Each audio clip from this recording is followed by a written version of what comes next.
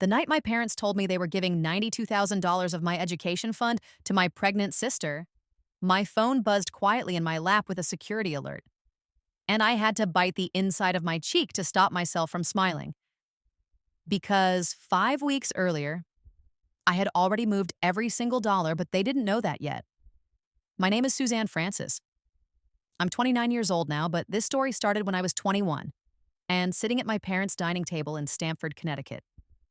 If you've ever been the responsible child in your family, the one who gets told you're strong enough to handle things, then you already know the role I grew up playing, the dependable one, the one who sacrifices, the one who understands. My older sister Amanda was the opposite. Amanda was the emergency. And somehow, every emergency always seemed to cost me something.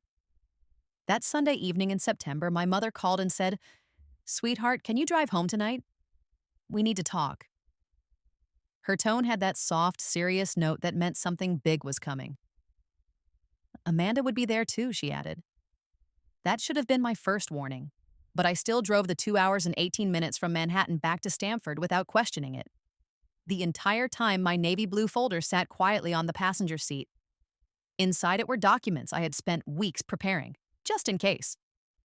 I pulled into the driveway at 4:15 p.m. Amanda's silver Camry was already parked crooked beside the garage like it always was. Inside the house, everything smelled exactly like my childhood. Pot roast, apple pie, my mother's White Diamonds perfume floating faintly through the hallway. Comfort smells. But that night, they felt different. Heavy. Like the air before a storm. Dinner didn't start until 6:30. And the conversation before that was weird. Polite. Careful. Amanda sat on the couch with red eyes like she'd been crying for hours.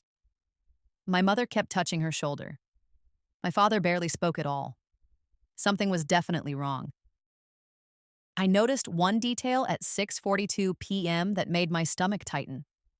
Amanda's engagement ring was gone. She had been engaged since March. Now her finger was empty. At 7:03 p.m., my father folded his napkin and placed it on the table. That's when everything changed. He looked at me the same way people look at someone they're about to deliver bad news to. "Your sister is 5 months pregnant," he said. Amanda started crying again. "Jason lost his job," my mother added quickly. "The wedding is postponed." They paused. Then my father said the sentence that rewrote our relationship forever. "We've decided to transfer your education fund to Amanda." Not ask. Decided. $92,000. The money my grandmother left specifically for my law school tuition. The money she told me about before she died. The money she said was only for my education. My mother leaned forward and gave me the smile she used when she wanted something.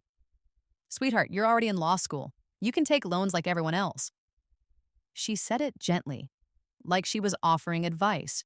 It builds character. Amanda can't work right now. She's pregnant. Family helps family. Amanda wiped her eyes and looked at me. "I'm so sorry, Susie," she whispered. I didn't want to ask. But she wasn't refusing the money. She was apologizing for taking it, which somehow made it worse. And in that moment, memories started stacking together in my mind like dominoes. Amanda's car accident when I was 9. $6,200. Her failed college semester. $18,600. Her canceled wedding deposit. $8,500 every single time. The same sentence. Amanda needs help. Suzanne can handle it. I stood up from the table. They were ready for an argument. You could see it. My father braced himself. My mother prepared her speech about family loyalty. Amanda squeezed her napkin dramatically. Instead, I just said one word. "Okay." The silence that followed was almost funny. My mother blinked. "Oh, sweetheart. Thank you for understanding." I nodded calmly. "Can I be excused? I have writing for tomorrow." Amanda stood up and hugged me. "I'll pay you back someday," she promised. I didn't respond.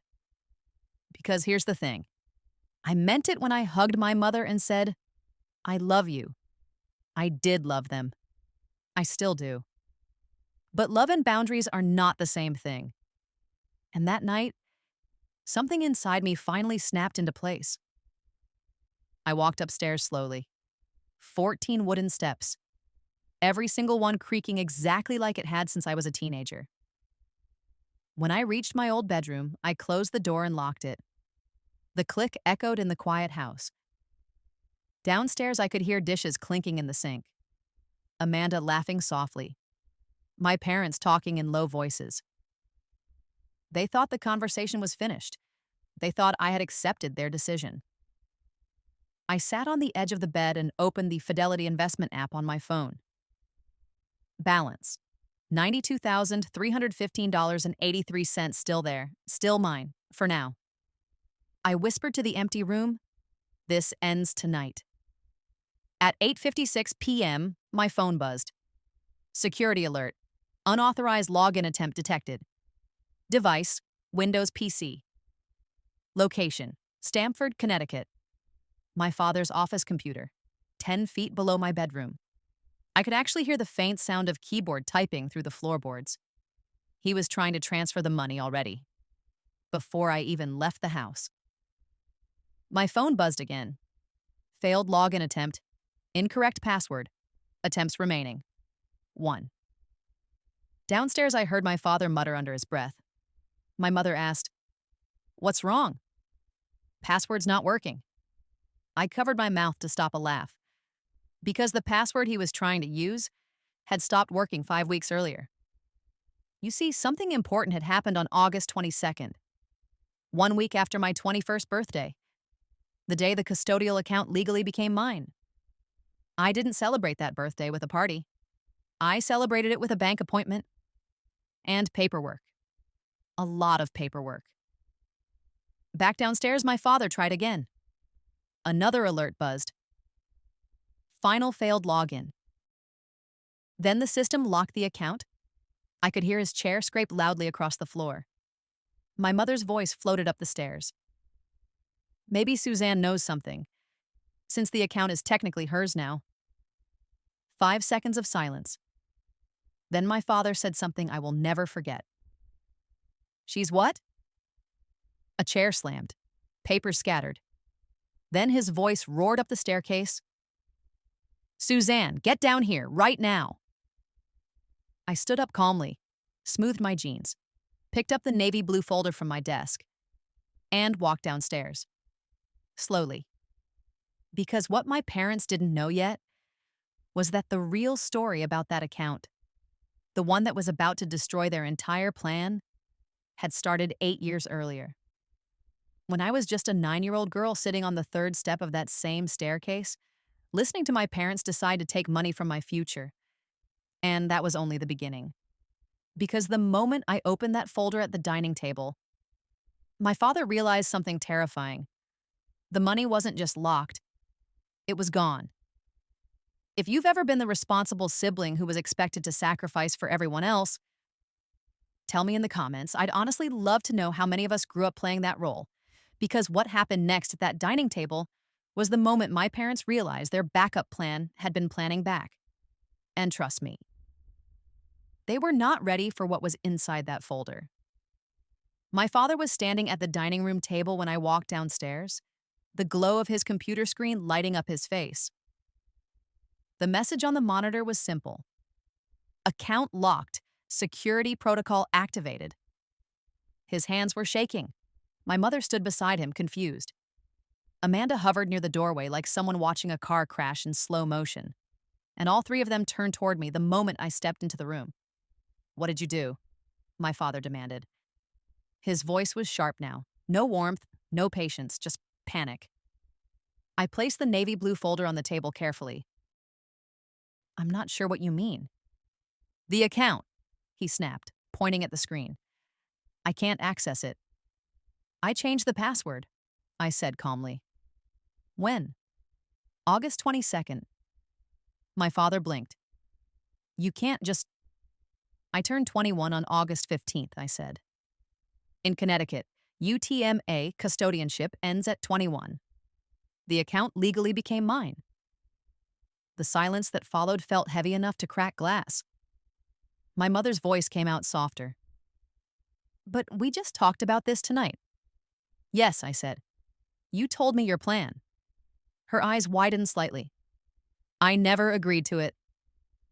Amanda looked between us nervously. Wait, are you saying the money is gone? I looked at her, then back at my parents, and slid the folder toward them. You should read the paperwork. My father opened it first. The top document was a notarized gift letter, dated November 3rd, 2001.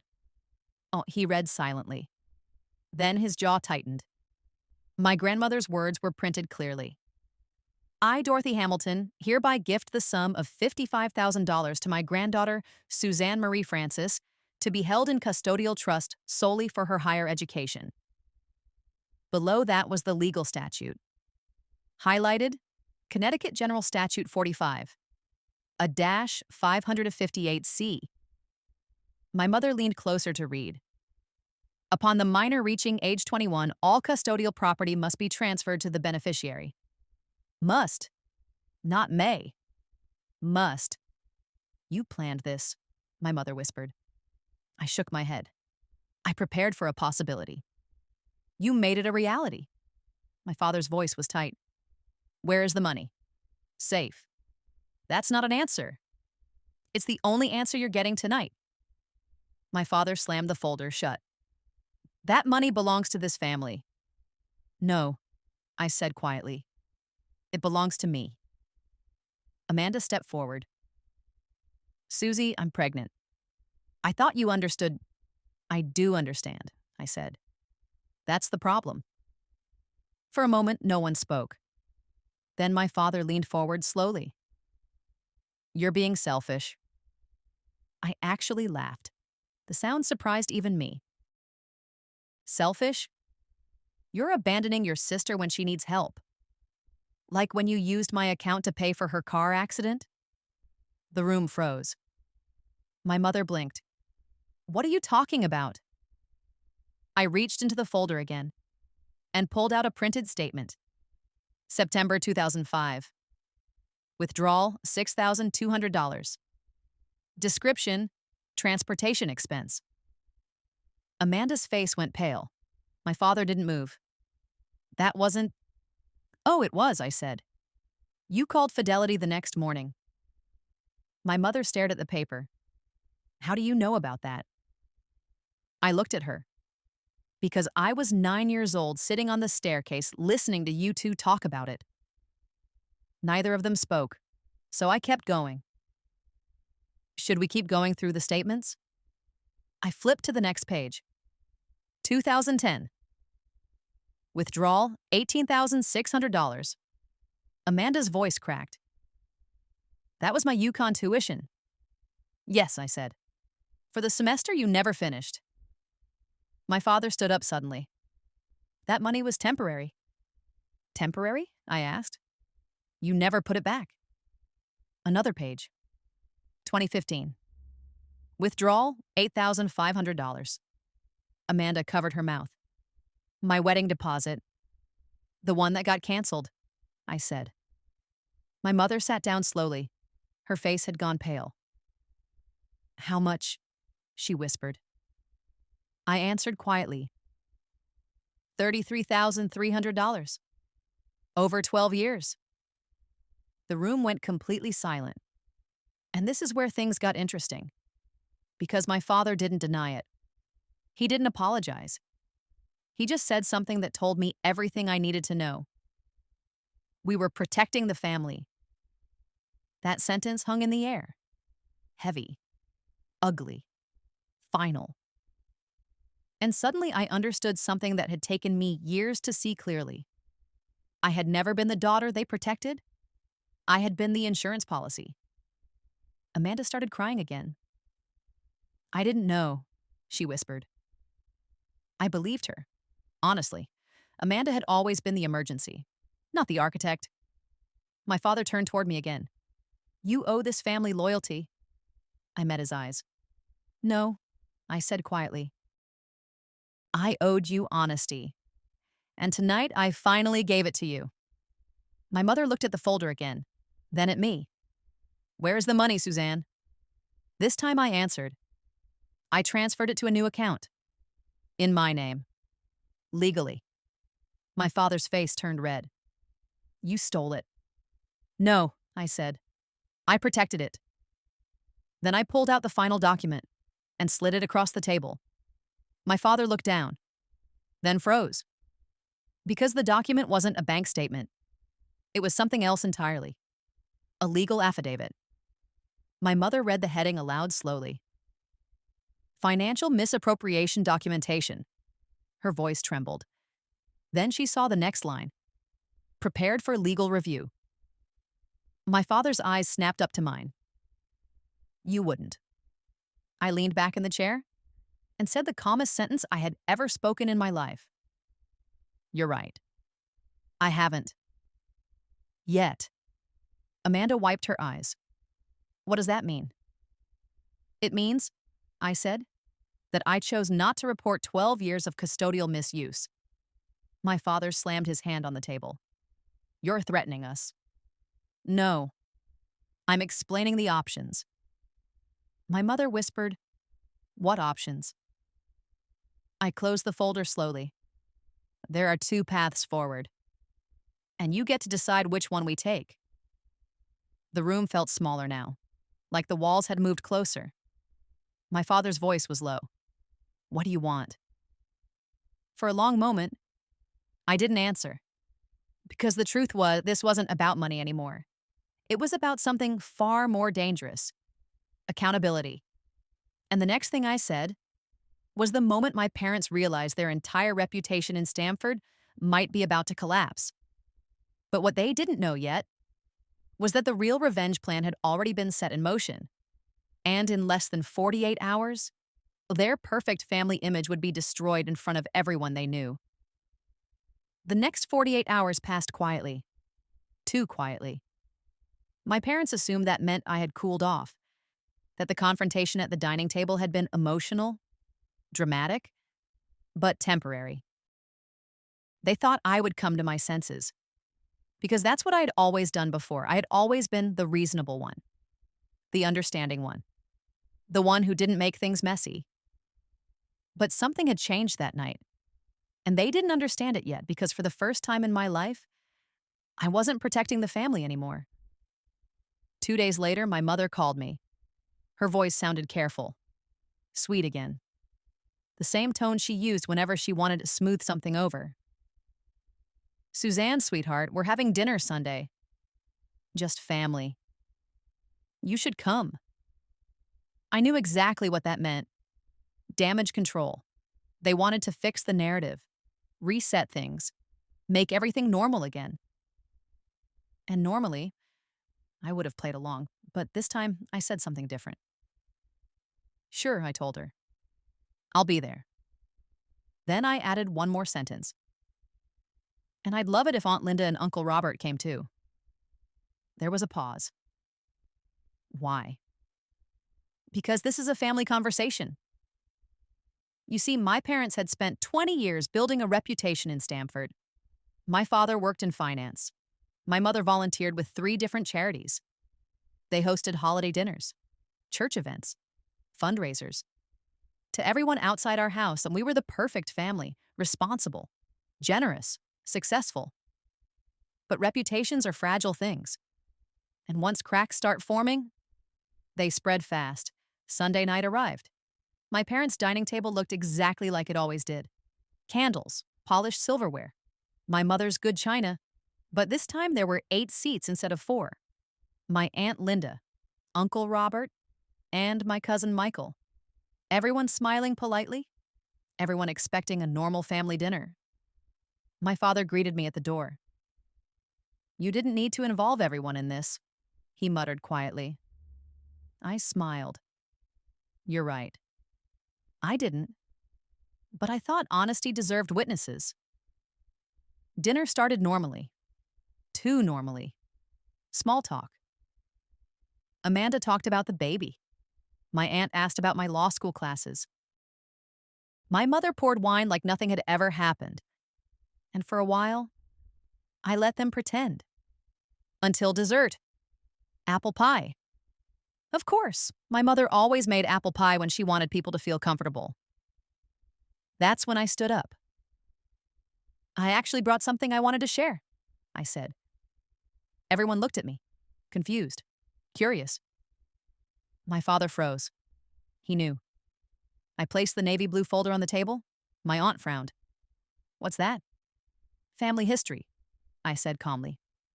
My mother's voice sharpened. Suzanne. But I kept going. Most families have stories they don't talk about. Tonight seemed like a good night to start. I opened the folder and slid the first bank statement across the table. My aunt leaned forward. What is this? A custodial account my grandmother created for my education. She nodded. Oh yes, Dorothy mentioned that years ago. I turned the page. Here's something she probably didn't know. I pointed to the first withdrawal. $6,200, 2005, for Amanda's car accident. Amanda stared at the table. My aunt looked confused. Wait, that money was Suzanne's. Yes, I said. It was. The room grew quiet, so I turned the next page. $18,600, 2010. Amanda's college semester. My uncle frowned. That doesn't sound right. It wasn't, I said. Then the third page. $8,500, 2015. A canceled wedding deposit? My cousin looked between my parents and me. Is this real? My father finally spoke. Suzanne, this is not the time. Oh, I think it is, I said calmly. Because everyone here believes something that isn't true. My mother's voice cracked. Stop. But I didn't. Because the truth had been quiet for 12 years, and it deserved its moment. I placed the final page on the table. The summary sheet. Total withdrawals. $33,300. My aunt slowly leaned back in her chair. Oh my God. Then I said the sentence that changed everything. I chose not to report it. The room froze. My uncle stared at my father. Report it?